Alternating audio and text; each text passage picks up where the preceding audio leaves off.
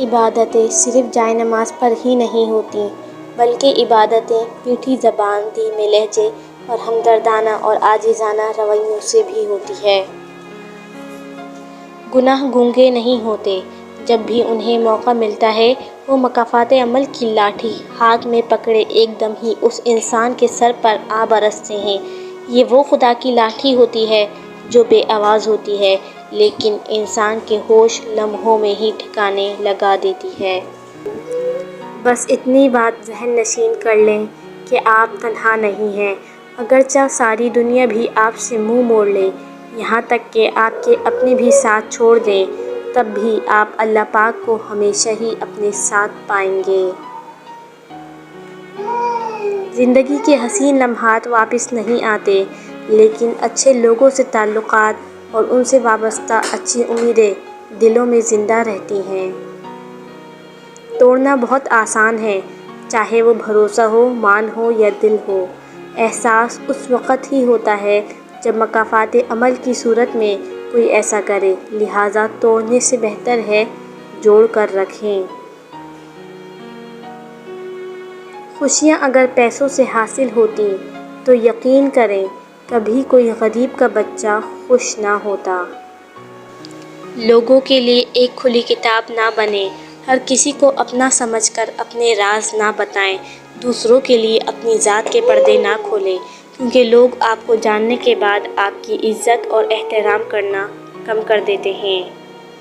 لوگ کہتے ہیں حیا آنکھوں میں ہونی چاہیے، میرا یہ خیال ہے کہ حیا کردار میں زیادہ ہونی چاہیے کہ آنکھیں کبھی بھٹک بھی جائیں تو مضبوط کردار آنکھوں پہ قابو پا ہی لیتا ہے۔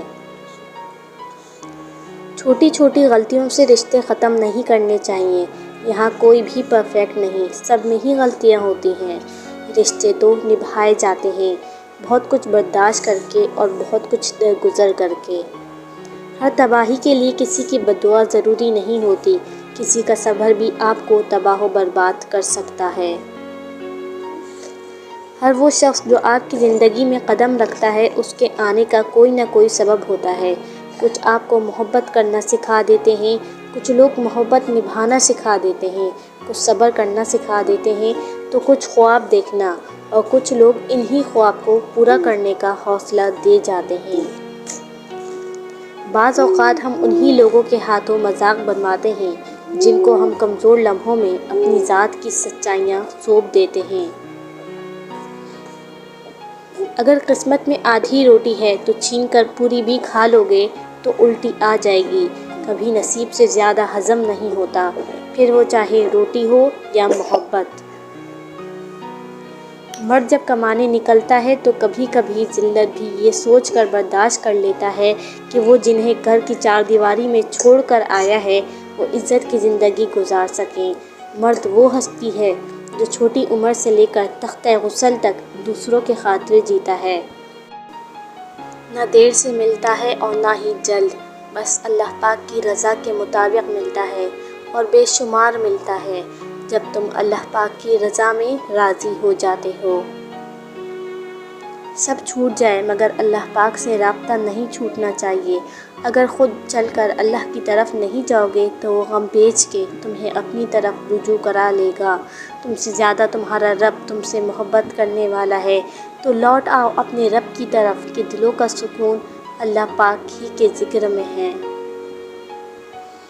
زندگی میں انسان کو ایک عادت ضرور سیکھ لینی چاہیے، جو چیز ہاتھ سے نکل گئی ہے اسے بھول جانے کی عادت۔ یہ عادت انسان کو بہت سی تکلیفوں سے بچاتی ہے۔ کچھ آزمائشیں اور مشکلات ایسی بھی ہوتی ہیں جن کے ختم ہونے پر انسان کو احساس ہوتا ہے کہ زحمت نہیں بلکہ رحمت کا باعث تھیں۔ محبت کا اظہار تب ہی کرو جب اسے نبھا سکو، بعد میں مجبوریوں کا سہارا لے کر کسی کو چھوڑ دینا وفاداری نہیں۔ وہ عورت کا پہلا غرور اس کا حسن ہوتا ہے اور آخری غرور اس کے بچے ہوتے ہیں۔ اپنے آخری غرور کو مکمل کرنے کے لیے وہ اپنے پہلے غرور کو خاک میں ملا دیتی ہے۔ ویسے ایک کڑوا سچ یہ بھی ہے کہ عورت کی محبت شروع میں کم ہوتی ہے اور وقت کے ساتھ ساتھ بڑھتی چلی جاتی ہے، اور مرد کی محبت شروع میں بہت زیادہ ہوتی ہے اور وقت کے ساتھ کم ہوتی جاتی ہے۔ جو لڑکیاں میک اپ بساتی ہیں وہ کبھی بھی اپنا گھر نہیں بسا سکتی۔ لوگوں کو جج کرنا چھوڑ دو، تم نہیں جانتے ہر کوئی اپنے اندر کیسی جنگ لڑ رہا ہے۔ مرد جب عورت کو کھو بیٹھتا ہے تب اسے قدر ہوتی ہے، لیکن تب تک وہ عورت کے دل سے اتر چکا ہوتا ہے۔ کسی کی بدتمیزی سے مت گھبرائیں، وہ بس اپنا تعارف کرواتے ہیں۔ سمجھداری اسی میں ہے کہ آپ انہیں پہچان کے آگے چل دیں۔ بانو کہتی تھیں، ماں بے شک پڑھی لکھی نہ ہو، پر دنیا میں ہر ضروری بات ہم اپنی ماں سے سیکھتے ہیں۔